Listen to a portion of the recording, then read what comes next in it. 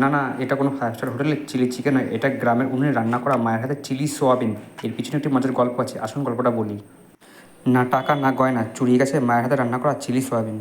সকাল থেকে মা উঠোনে পায়চারি করছে, বলছে পুরো কড়াই সাফ, কে খেলো আমার ছেলের টিফিন।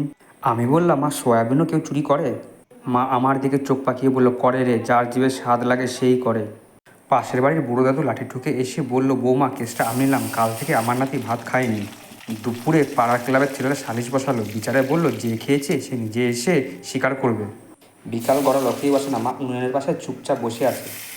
হঠাৎ দেখি আমাদের চেনা পরিচিত নতুন মাস্টারমশাই গেটের বাইরে দাঁড়িয়ে। আমি দেখলাম হাতে খালি টিফিন বক্স, মুখ লাল ওনার। মাস্টারমশাই বলল, মাফ করবেন দিদি, কাল রাতে খুব খিদে পেয়েছিল, আপনার চিলি সোয়াবিনের সুস্বাদু গন্ধটাই আমায় টেনে নিয়ে গেছিল। বিশ্বাস করুন, হোস্টেলের খাবার খেয়ে মায়ের কথা ভুলেই গেছিলাম। আপনার রান্না করা সোয়াবিন খেয়ে মায়ের কথা মনে পড়লো।